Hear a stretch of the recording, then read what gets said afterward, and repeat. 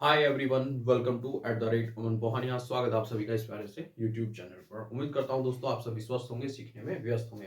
तो चलिए इसी प्रोसेस को आगे बढ़ाते हुए आज मैं आपके लिए फिर से एक नया वीडियो सेशन लेकर आया हूं। जैसा कि आप सभी को पता है कि मैं इस यूट्यूब प्लेटफॉर्म पर आपको क्लास 10th का अभी फिलहाल अकेडमिक बेस पढ़ा रहा हूँ। ठीक है, इसके बाद हम 9th का भी 11th या 12th उसमें भी काम करेंगे। ठीक है, तो बात करते हैं आपका जो चैप्टर है वो कौन सा है, ट्रिग्नोमेट्री है। और ट्रिग्नोमेट्री में भी आपका trigonometric ratios of particular angles है। कौन कौन से पार्टिकुलर एंगल्स होते हैं? 0 डिग्री, 30 डिग्री, 45, 60 डिग्री और 90 डिग्री। ठीक है, 6 ट्रिग्नोमेट्रिक रेशियोज होते हैं, sine theta, cos theta, tan, cot और सेक, कोसेक। इनकी वैल्यू फिक्स होती है इन पर्टिकुलर एंगल्स पर। ठीक है, अगर बात करें आपकी बुक की तो बुक आपकी RS अग्रवाल है। और अगर पेज नंबर की हम बात करें तो 554 है। ये 53 लिखा हुआ है यहाँ पर, ये आपका 54 है। ठीक है, तो क्वेश्चन नंबर जो है आपका, क्वेश्चन नंबर है 19 और 20 और 21। ठीक है, अभी जो क्वेश्चंस चल रहे हैं आपके, इनमें कुछ कुछ फॉर्मूले लग रहे हैं, लेकिन ये फॉर्मूले हमें यहाँ यूज नहीं करने हैं। इनका सिर्फ सिनेरियो है, एक फ्रेमवर्क के तहत ये फॉर्मूले लिखे हुए हैं इस तरीके से। इसमें हमें वैल्यू पुट करनी है और आंसर लेके आना है। लेकिन यही फॉर्मूले आपके नेक्स्ट एक्सरसाइज में,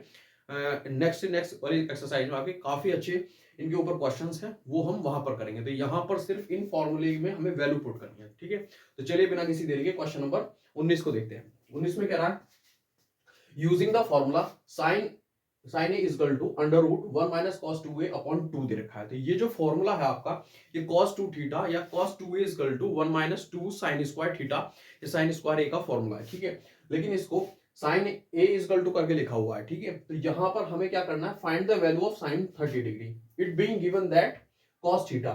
तो cos थीटा की वैल्यू 1/2 होती है। वैसे भी अगर आप टेबल में देखेंगे पर्टिकुलर एंगल्स जो मैंने आपको बताया था कि किस तरीके से उनकी वैल्यू याद करनी है। ठीक है, 3 की वैल्यू याद करनी है, 3 आपकी रेसिप्रोकल है, उन्हें अपोजिट लिख देंगे तो वैल्यू आपको पता चल जाएगी। ठीक है, तो यहां पर cos थीटा इक्वल टू 1/2 दे रखा है, तो sin थीटा की वैल्यू आपको फाइंड करनी है। तो आपको क्या करना है, a इक्वल टू, ये जो लिखा हुआ है इस फॉर्मूले में, a इक्वल टू आपको रखना है sin 30। क्या रखना है, सॉरी sin 30 नहीं, 30 डिग्री। ठीक है, यहां पर रखेंगे तो क्या आ जाएगा, sin 30 degree equal to under root 1 minus cos, देखिए यहां पर अगर 30 रखोगे तो ये है 2a, 32 जा 60, यानी कि cos 60 हो जाएगा, अपॉन में 2 हो जाएगा। ठीक है, इसको फर्दर सॉल्व करेंगे तो क्या आएगा, अपॉन में तो 2 ही रहेगा।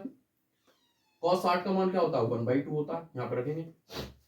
ठीक है, तो cos 60 का क्या होगा, 1/2। तो यहां पर क्या आ जाएगा, sin 30 डिग्री इक्वल टू 2 1 जा 2 और 2 माइनस 1, तो ये क्या आ जाएगा आपका 1/2, ये आपका 2, और ये 2 से 2 की मल्टीप्लाई होगी तो ये 1/4 आएगा।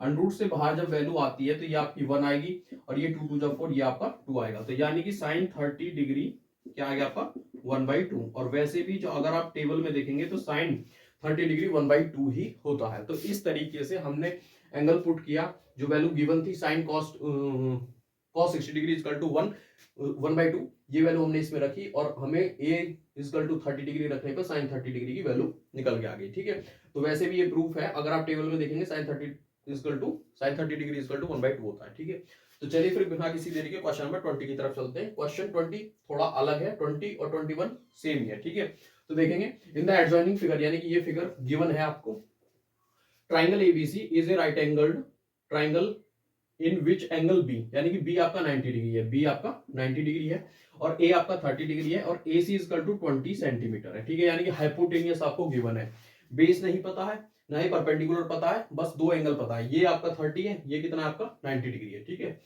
अब आपको बीसी निकालना है, तो बीसी ये होता है और ये हाइपोटेनियस होता है, यानी कि हाइपोटेनियस और आपका बीसी में किसका रिलेशन होता है, सेक का, सॉरी कोसेक थीटा का होता है, साइन थीटा का होता है। अगर हम इस पर, इस एंगल पर ए पर साइन 30 डिग्री यानी कि साइन थीटा की वैल्यू अप्लाई करें, जो भी ट्रिग्नोमेट्रिक रेशियोज होता है वो परपेंडिकुलर यानी कि बीसी अपॉन हाइपोटेनियस होता है। ठीक है, थीटा यानी, सॉरी ए लिख लेते हैं यहाँ पर, साइन ए, तो ए का एंगल क्या 30 डिग्री, तो यहाँ पर क्या आएगा साइन 30 डिग्री आएगा। बीसी की वैल्यू आपको फाइंड करनी है, तो बीसी ऐसे लिख देंगे।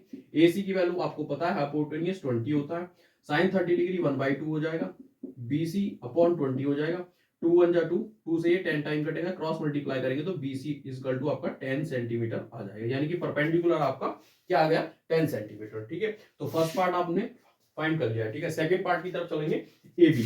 अब देखिए ए बी जो होता है आपका बेस होता है, ये हाइपोटेनियस, अब तो हमारे पास परपेंडिकुलर है, या तो हम वो ट्रिग्नोमेट्रिक रेशियोज यूज कर ले जो बेस और परपेंडिकुलर होता है। ठीक है, या फिर हम हाइपोटेनियस और बेस के अकॉर्डिंग यूज कर लें, ठीक है, तो कोई प्रॉब्लम नहीं है। हम क्या करेंगे, कॉस थीटा यूज करेंगे, यानी कि कॉस ए, तो कॉस ए इक्वल टू क्या होगा, ए बी यानी कि बेस अपॉन हाइपोटेनियस यानी कि ए सी होगा, ठीक है। तो ए की जब हम वैल्यू रखेंगे यहाँ पर 30 डिग्री और बी हमारा निकल के आया नहीं, बी निकालना है हमें, ठीक है। तो ए बी अपॉन ए सी क्या होता है 20, तो कॉस 30 डिग्री की वैल्यू होगी क्या, √3 अपॉन 2 होगा, ठीक है। और ए बी अपॉन क्या होगा 20, 2 1 जा 2, 2 से 10 टाइम कटेगा, क्रॉस मल्टीप्लाई होगी तो ए बी की वैल्यू क्या आ जाएगी आपकी, क्रॉस मल्टीप्लाई होकर 10√3 सेंटीमीटर आ जाएगी, ठीक है। तो इस तरीके से सेकंड पार्ट की वैल्यू निकल आई, फर्स्ट की हमारे पास निकल आई थी, ठीक है। तो उम्मीद करता हूं दोस्तों क्वेश्चन आपको समझ में आया होगा। तो चलिए फिर क्वेश्चन नंबर 21 की तरफ चलते हैं, जो इस वीडियो का लास्ट क्वेश्चन है। दोनों क्वेश्चन सेम थे, 20 और 21, ठीक है।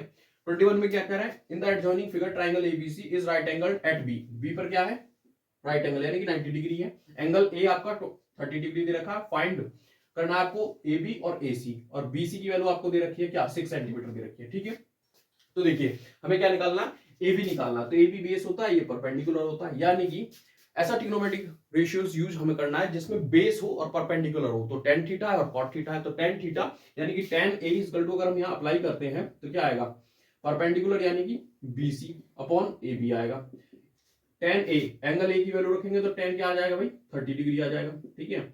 BC की वैल्यू रखेंगे तो क्या आएगा 6, और AB की हमें फाइंड करनी है, ठीक है।